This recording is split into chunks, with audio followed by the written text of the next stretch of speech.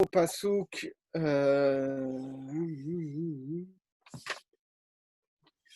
Passouk Lamed Aleph. Okay. Premier Pérec. Comme ça, on va finir le premier Pérec et on va commencer le deuxième qui, en réalité, vous allez voir, c'est un peu spécial. Un peu spécial. Bon. Donc, le dernier Pérec, il dit Vayar Elohim et kol asher asa, ve'ine tov meod, vayi aerev vayi vokel yom hashishi. Donc, les Mefarshim, ils identifient deux problèmes dans ce pasouk. Ça va, on m'entend bien? Oui. Ok, super. Le premier, c'est ce Tov Meod. Dans tous les précédents jours, sauf le deuxième où il n'y avait rien, on disait juste Tov. Et deuxième bizarrerie, on ne dit pas Yom Shishi, mais Yom Hashishi. Or, Yom Hashishi, c'est une forme un peu bizarre. Pour vous rappeler rapidement comment ça fonctionne la grammaire hébraïque, soit mince, purée, c'est pas possible ça, une seconde. Hébraïque, soit si on a un nom avec un adjectif, bien que très souvent, que d'ailleurs les adjectifs soient des formes de noms, si on met l'article, on le met au 2. D'accord ? C'est-à-dire que normalement, il faudrait que ce soit Hayom Hashishi. Si on disait le 6e jour. Donc on a cette forme un peu bizarre. Donc ça, c'est les deux gros problèmes. Alors Rashi et Ibn Ezra, ils ne parlent pas de Tov Meod. Ils ne rebondissent pas dessus.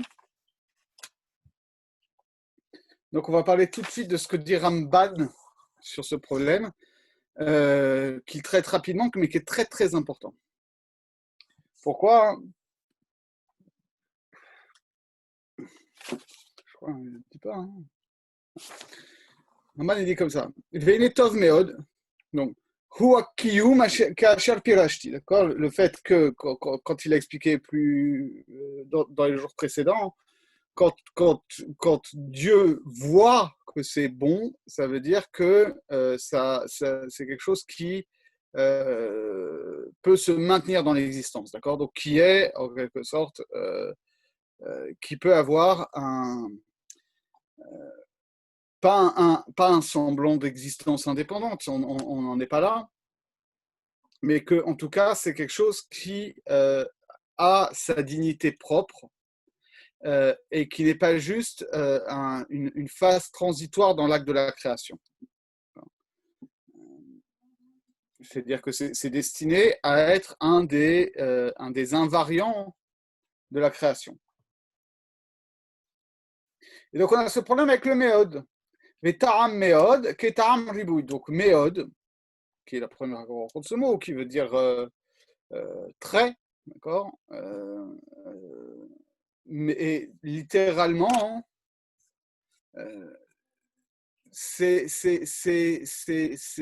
ribouille, c'est la multiplicité, mais c'est surtout ici ce qui est en surplus, d'accord,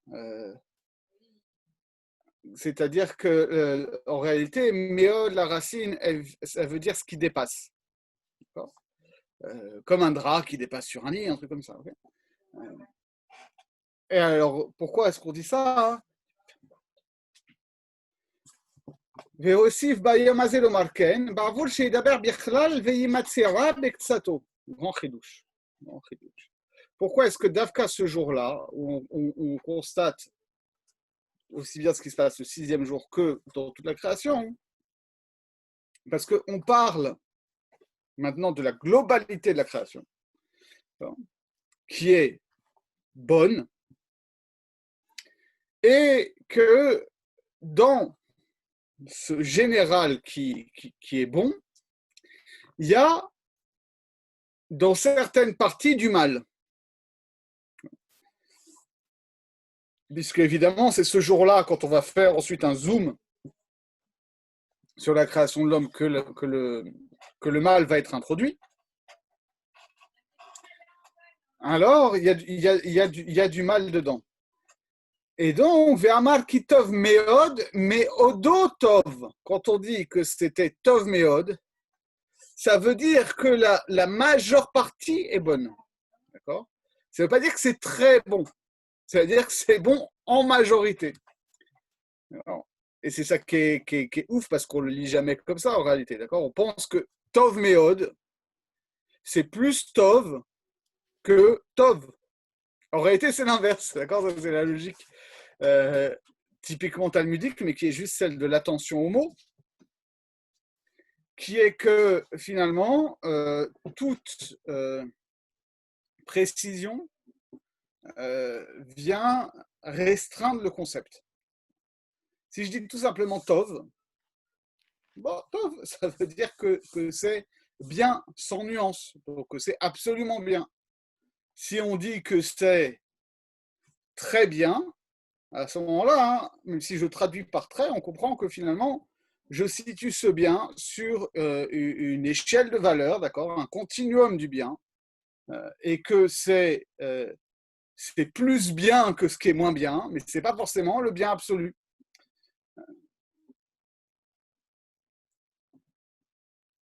Et c'est ce qu'on voit dans cette célèbre formule de Bereshit Rabbah, qui dit Vezeu ma'amaram bebereshit Rabbah, ve'inetov meod, ve'inetov ze mavet. Il y a un jeu de mots sur meod mavet, mais qui dit qu'est-ce ça veut dire quoi? C'était tov meod, ça veut dire que la mort a été introduite dedans. Paradoxalement, c'est la mort qui fait que c'est tov meod. Autrement dit, que première lecture, qui va être ensuite articulée à une deuxième lecture qui est dans la continuité, le bien dont on parle n'est pas un bien absolu, mais est un bien relatif parce qu'il est un bien qui comporte une part de mal, une part de mort. Les Ken Iskirou, et de la même manière, on en parle encore dans Bereshit Rabbah, c'est la dimension du mauvais penchant et c'est l'attribut de rétribution de la Kadosh Baruch Hu. Et là, on voit bien qu'est-ce qui est introduit par ces deux formules-là par rapport à juste dire c'est la mort ou c'est le mal. C'est que si on dit Yetzer Hara, forcément, on est dans une dualité Yetzer Hara, Yetzer Hara Tov. Okay. Et donc, ça implique, dans cette lecture de Bereshit Rabbah, qu'il y a qu'on n'est pas dans le bien absolu où il n'y aurait que Yetzer Tov, mais qu'il y a Yetzer Hara et qu'il y a en quelque sorte une dualité des deux et une complémentarité des deux, qu'ils se répondent l'un à l'autre. De la même manière, Midat pour Anout, l'attribut de rétribution, de châtiment divin, ça vient en regard de Midat Hesed, par exemple. Et que finalement, vous voyez que ça fait écho à ce qui était dit sur le premier verset de Bereshit, qu'on avait un problème à créer tout selon Midat Adin. Et donc, on a introduit Midat Rachamim. Et là, c'est la même idée, mais à l'envers. C'est-à-dire que c'est vrai qu'on n'a pas tout créé selon Midat Adin, on a introduit Midat Rachamim, mais cette Midat Rachamim n'a pas évacué Midat Adin non plus. Donc, on a introduit une dualité des valeurs. Et qu'on n'est pas dans un monde qui est créé de manière unifiée avec un monde absolument bon, absolument parfait qui reflèterait l'unicité divine en soi, mais on est introduit dans un monde du plus et du moins. Et ce plus et le moins, il est fondé justement sur cette dialectique des attributs divins. Et c'est comme ça que traduit Onkelos, où lui il dit Tov meod, takin lahada, c'est-à-dire beaucoup apprêté, d'accord, beaucoup structuré. D'accord. Yomar Sheu Metukan Aseder Meod, c'est-à-dire que donc l'ordre du monde est finalement très bien structuré, mais du fait qu'il est structuré, ça suppose de la diversité, okay, que ce n'est pas juste monolithique. Pourquoi? Et pourquoi est-ce qu'on a besoin de cette structuration qui suppose une diversité, donc et du bien et du mal? Parce que le mal est nécessaire à l'existence du bien.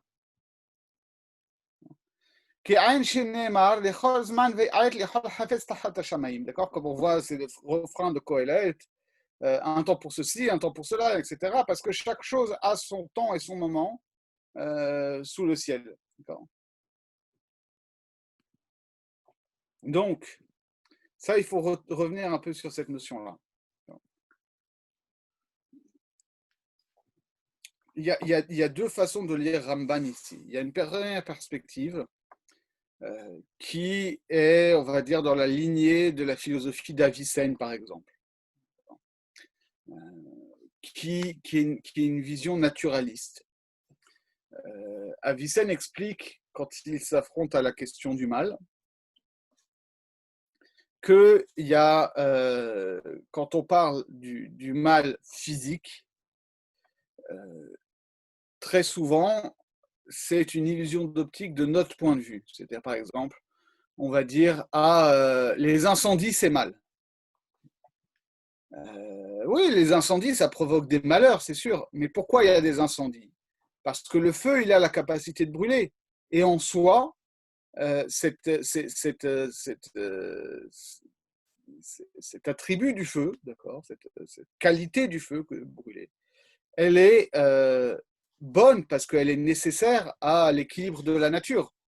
D'accord? Et donc, quand il y a des dommages qui sont créés par le feu, ce sont des dommages accidentels qui ne sauraient remettre en cause la nature fondamentalement bonne du feu qui brûle. Et donc, ça, ce serait une première perspective qu'on pourrait lire chez Ramban, de dire, voilà, il y a effectivement, par exemple, pour le fait que le feu brûle, des aspects positifs et des aspects négatifs, mais en réalité, les aspects négatifs ne sont que des conséquences accidentelles, même si elles sont nécessaires, de la qualité essentielle du feu. Tu ne peux pas avoir un feu qui brûle et puis tout d'un coup, quand ça ne t'arrange pas, que le feu ne brûle pas. C'est pas pour ça que le feu est mauvais. L'autre perspective qui va un peu plus loin, qui je pense est quand même plus dans la ligne de Ramban, elle est, comme on l'a déjà dit, que l'objectif de la création est de ménager un espace pour la liberté humaine et la moralité humaine. Et donc, c'est ça qu'on peut lire aussi quand il dit que le bien est nécessaire à l'existence, le mal est nécessaire à l'existence du bien. C'est qu'il est nécessaire qu'il y ait du mal, il est nécessaire qu'il y ait un Yetzer Hara hein, pour que le Yetzer Hara ait de la valeur. Parce que si finalement l'homme n'a pas de libre arbitre, il ne peut pas choisir entre le bien et le mal, ou même si le bien et le mal qu'il peut faire sont indifférents au monde, c'est-à-dire quoi qu'il fasse, de toute façon, ça ne change rien du tout. Alors à ce moment-là, il n'y a pas de valeur à la moralité. On est complètement dans un jeu de dupes. Donc c'est pour ça que le mal est nécessaire au bien, parce que le bien n'est bien que s'il est choisi comme bien par rapport à un mal.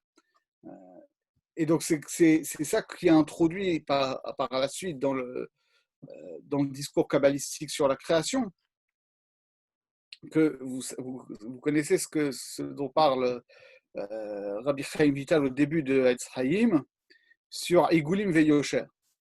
Igulim Veyosher, c'est-à-dire qu'il y a deux dimensions d'émanation des séphirotes. Il y a les séphirotes qui émanent en cercle concentrique, okay, et il y a les séphirotes qui émanent en ligne, d'accord, et en colonne. Et la grande différence, c'est que les cercles concentriques vont créer certes une hiérarchie verticale, de plus ou moins grande proximité avec l'infini divin, mais au-delà de ça, à l'intérieur du cercle, chaque point du cercle est équidistant par rapport au centre. Et donc, c'est cet aspect, on va dire, de l'équanimité divine, de l'indifférence divine et d'un ordre du monde qui est purement naturel. D'accord, on est dans un monde qui est ordonné, qui est structuré, mais qui n'est pas orienté moralement. D'accord, la structure des galaxies ou même la structure d'un écosystème animal n'est pas structurée par la moralité. Et ce qui est introduit en plus avec ce Inyan de Yosher, c'est justement cette double polarité qui n'est pas seulement haut et bas, mais qui est gauche et droite. Et donc avec Rachamim et Din. Et c'est de là que va naître la possibilité du mal. C'est-à-dire qu'il va y avoir la possibilité de s'orienter dans un espace par rapport à une droite divine, par rapport à une règle divine. Okay, je pense que c'est ça à quoi il est fait référence ici, et qui répond donc à une question de fond sur la théologie, c'est-à-dire et de justification du discours kabbalistique, de dire oui, les attributs divins, de Dieu juge ou de Dieu miséricordieux, etc., on ne peut pas en faire totalement l'économiste dans un discours sur Dieu pour parler juste de l'unicité inconnaissable de l'essence divine, parce que finalement, c'est cette manifestation divine sous forme d'une diversité, d'une dialectique et de couples d'opposés, d'attributs, qui permet l'introduction de la moralité et donc du mal dans le monde. Ça, c'est le premier point. Ensuite, sur Yom HaShishi, Rashi nous dit quelque chose de très étrange, parce que pour le coup, ce n'est pas du tout pshat. Il dit comme ça. יום השישי הוסיף בשישי בגמר מעשה בראשית, כלומר שהתנה עמהם על מנת שיקבלו עליהם ישראל 5 חומשי תורה. On a rajouté un hé au début du mot shishi, quand on est arrivé à la fin de la création, pour dire que Dieu a conclu comme, on va dire, clause suspensive de leur existence, de l'existence du monde, que Israël reçoive les 5 livres de la Torah au Har Sinaï. Okay. Bon.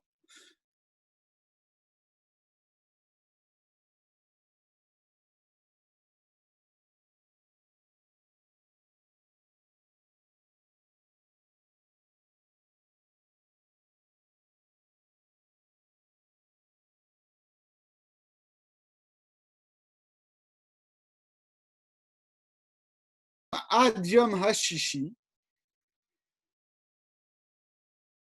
Bessivan. Donc,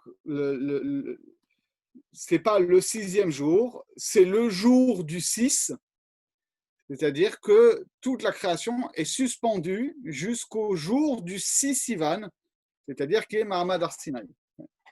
Donc, on voit bien que là, le Rashi, reprenant le Midrash, se base sur deux lectures différentes mais complémentaires de cette bizarrerie grammaticale, qui est que soit le He, il est vraiment en trop et qu'en fait, il symbolise le nombre 5, qui renvoie à la Torah, soit Yom HaShishi doit être lu comme, non pas le 6e jour, mais comme une construction attributive avec un complément du nom, le jour du 6e, le jour du 6, quoi, et que ça renvoie ça aussi à Mahamad Har Sinaï.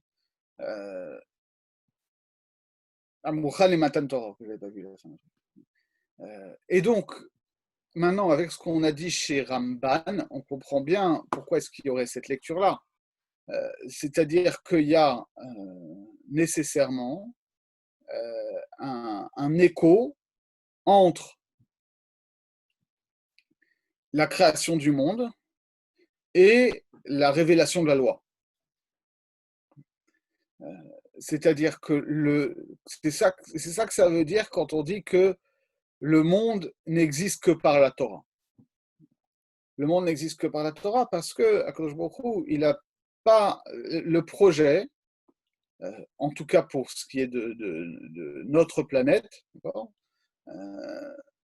n'est pas juste de créer un monde qui est structuré naturellement, mais il faut aussi qu'il ait une structure morale.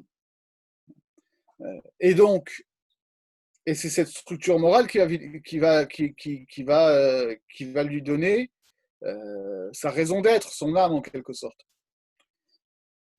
Et donc, il y a forcément un lien entre cette création matérielle, on a envie de dire, et la création spirituelle, et plus encore, puisque on comprend bien que quand on a parlé ici des 6 jours de la création, on n'a pas parlé que de la création de la matière, on a parlé aussi de la création de l'âme. Okay, mais ce n'est pas parce qu'on parle de l'âme, c'est-à-dire d'un intellect humain, d'une conscience humaine, etc., qu'on est immédiatement dans la dimension de la Torah. La Torah, elle va être véritablement ce qui va élever cette âme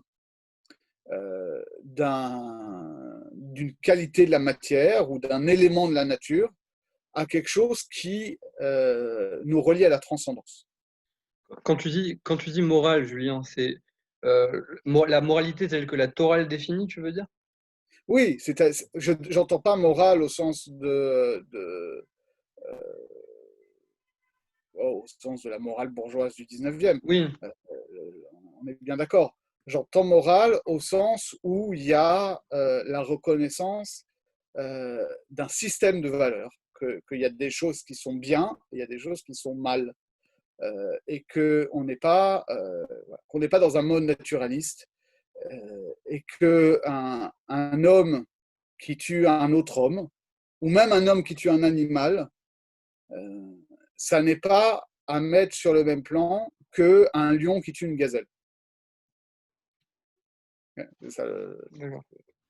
C'est qu'il y a des actes qui sont recommandés, voire commandés, et des actes qui sont réprouvés, voire interdits. C'est ça que j'entends par morale, faute d'un meilleur terme. Et en réalité, le vrai terme, c'est Torah. D'accord ? Le vrai terme, c'est Torah, au sens de Hora, c'est-à-dire qu'il y a une injonction. Qu'il y a une injonction dans le domaine de l'action à faire ceci et à ne pas faire cela. Et soumis au libre arbitre. Voilà, on peut parler de Torah au lieu de morale, mais bon, si on entend morale au sens philosophique, on l'entend quand même. Okay. Donc ça, c'est la dracha de Rashi. Et Ibn Ezra, lui, il rebondit un peu là-dessus, en disant, bon, je vous le fais rapidement, Yeshomrim Sheyam Samour, d'accord ? Alors, il y a d'autres lectures qui, grammaticalement, est la même lecture que la deuxième lecture de Rashi, qui dit que Yom est Samour, c'est-à-dire qu'on a une construction à l'état construit, et pas à l'état absolu, d'accord ? C'est le jour du 6, d'accord ? Veta'am, donc sauf que lui, la lecture que Ibn Ezra avait vue, c'était Ta'am les Galgal Shishi. Ça renvoie le jour du 6e, c'est-à-dire de la 6e planète. Vechen Yom HaShevi. Et de la même manière, parce que cette construction un peu bizarre, on va la voir pour Shabbat, On va dire Yom HaShevi'i, Vaichal Beyom HaShevi'i, d'accord? Sauf qu'on a Bayom HaShevi'i, mais bon, on pourrait ponctuer Beyom HaShevi'i. Et ça voudrait dire, pourquoi est-ce qu'on appelle ça le jour du 7? Parce que, effectivement, le samedi, le 7e jour, c'est le jour qui, en astrologie, est attribué à la 7e planète, à Saturne. Il dit, Ve'en ze'emet, sauf que ça ne fonctionne pas leur truc, ou Baal Yom HaShishi al Da'at Anshe HaMazalot Yochiach. Et la planète qui est attribuée justement au 6e jour, selon les astrologues, montre bien que ça ne fonctionne pas, puisque la 6e planète, c'est Jupiter. Or, la planète du 6e jour, vendredi, c'est Vénus. Donc, ça ne fonctionne pas, puisque le jour de la 6e planète, c'est le 5e jour, c'est jeudi. Bon, ça, c'est les petits trucs à la Ibn Ezra. Rak pirusho yom sheush shishi le yom harishon vechen yom hashevi. Donc il faut le comprendre, le jour qui est 6e par rapport au premier jour, de la même manière, yom hashevi. Venimsa ki ken, et en réalité c'est quelque chose qu'on trouve très bien dans la Torah. On trouve des formules comme ça, Isha Israeli, alors qu'on aurait attendu Haisha Israeli, Rabbi Kemohem. Et de la même manière, Vechen Rakia Shamaim, on a vu cette construction, Rakia Shamaim, et lui il dit Harakia Sheu Shamaim.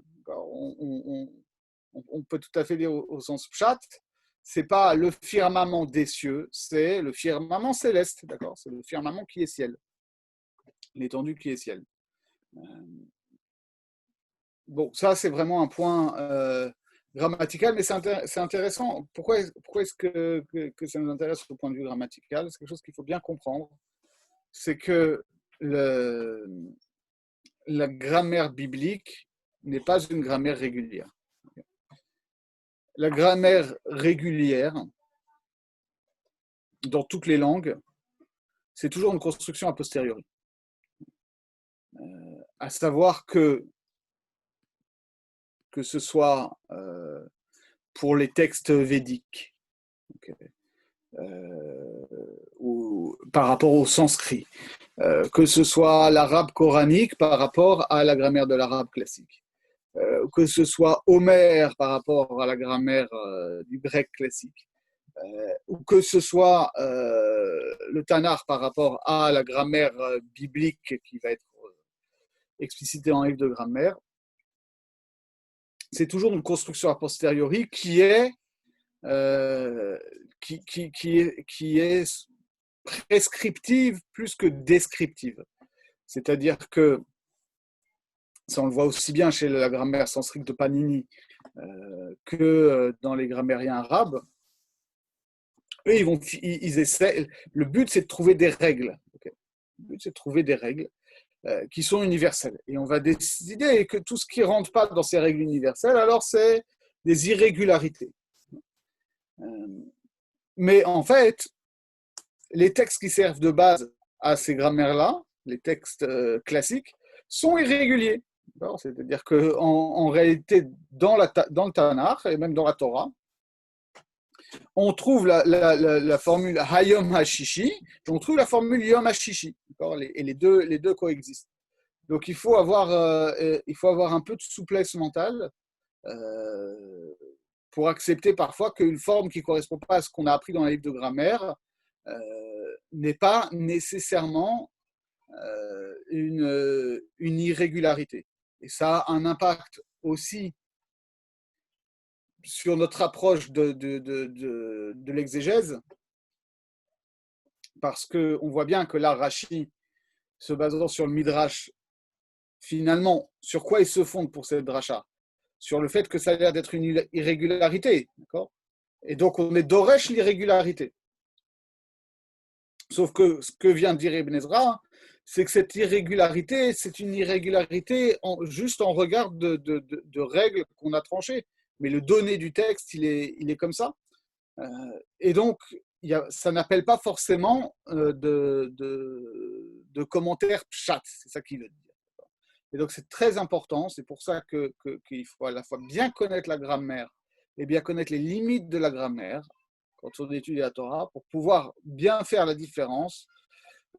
Dans quel cas est-ce qu'on est dans le pshat, c'est-à-dire que c'est une vraie irrégularité, un truc exceptionnel, aberrant, etc., qui impose qu'on travaille au niveau du pshat, ou est-ce qu'on est dans quelque chose qui est une forme plus rare, qui appelle peut-être un drash, mais qui n'appelle pas forcément un pshat.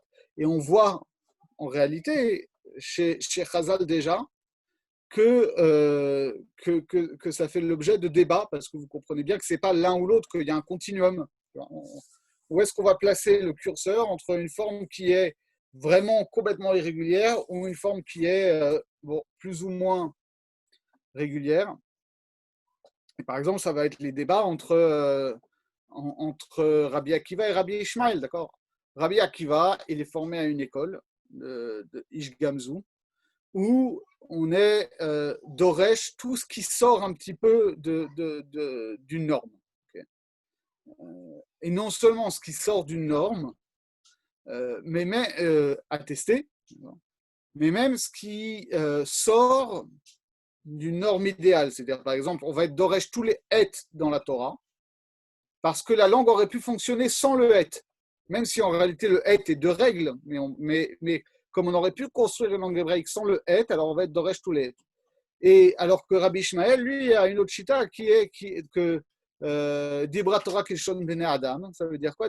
La Torah, elle a parlé un langage humain. Ça veut dire que justement, la Torah, c'est pas un langage mathématique, d'après Rabbi Ishmael. Okay. On est tellement habitué à la chita de Rabbi Akiva qu'on pense autant. La Torah, c'est pas un langage mathématique, c'est un langage humain. Et donc, comme c'est un langage humain, il y a une variété, parce que les gens, de la même manière que les gens parlent différemment, qu'il y a différents dialectes, etc., il y a une variété, il y a des irrégularités, et que ça ne change pas forcément le fond du sens. Ok? Alors voilà ce qu'on peut dire sur ce passouk.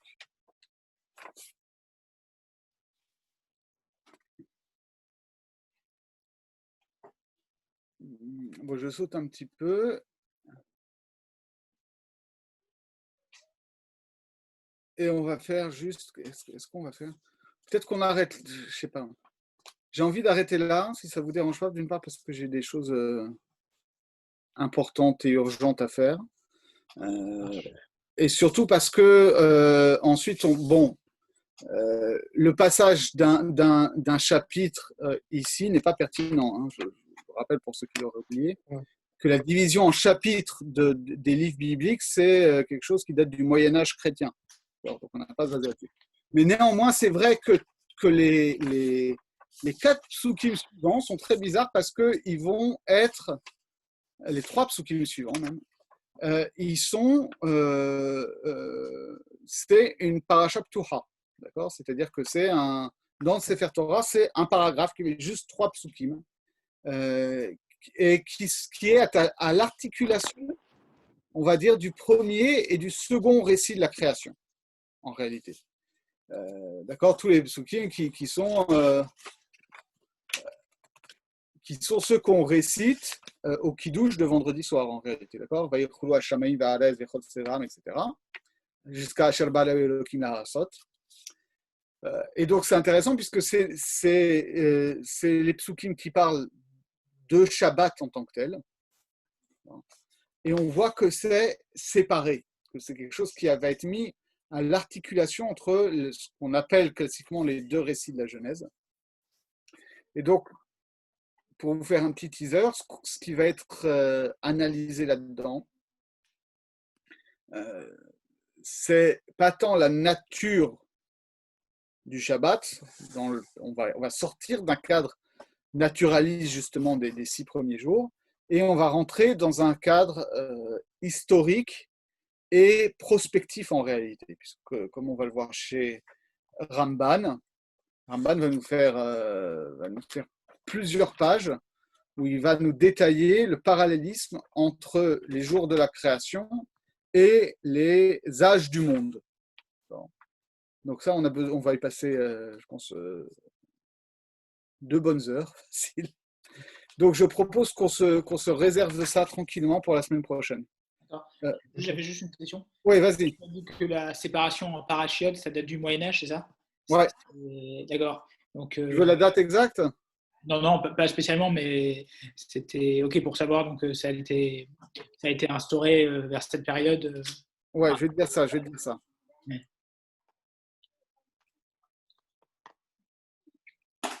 Et ça a été fait dans le but de la kriya pour le Shabbat et le jeudi, ou c'était dans un autre but Non, c'est en fait, je vais te dire ça.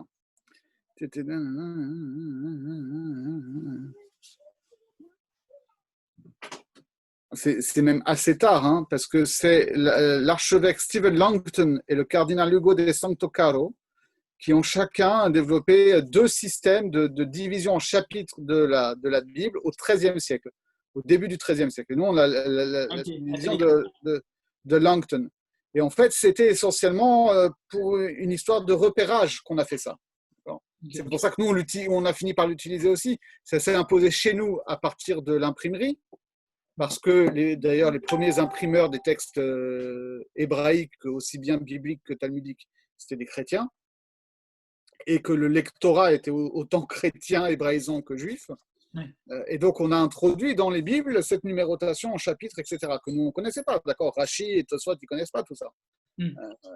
Mais donc, c'est pratique. D'accord, c'est pratique parce que tu peux tout de suite dire tel pasouk au lieu de juste dire dans tel paracha. Ouais. Mais il ne faut pas le prendre du tout comme un absolu parce que, comme vous l'aurez compris, cette division en chapitres, elle est fondée sur une certaine lecture. C'est qu'il y a une interprétation qui fait qu'on décide, OK, là, c'est la fin d'un développement, et là, on commence un autre développement. Non, et donc, ça place des ruptures là où il n'y en a pas forcément, et c'est des ruptures qui ne correspondent pas forcément à notre lecture biblique. Donc si on veut analyser la structure du texte biblique dans la tradition massorétique, il faut se baser sur les ptuchot et les stumot, et pas sur le chapitrage biblique. Malbim l'explique très bien. Il dit, par exemple, la division en 8 chapitres de Shir HaShirim, ça ne correspond pas à la structure réelle de Shir HaShirim. Pour Malbim, il y a 5 chapitres plus un épilogue. Ok. Alors, je ne suis pas tout à fait sûr qu'on pourra faire la semaine prochaine. J'essaie de vous tenir au courant rapidement. OK, ça marche. Merci Bon, beaucoup. merci à toi, Benjamin. Merci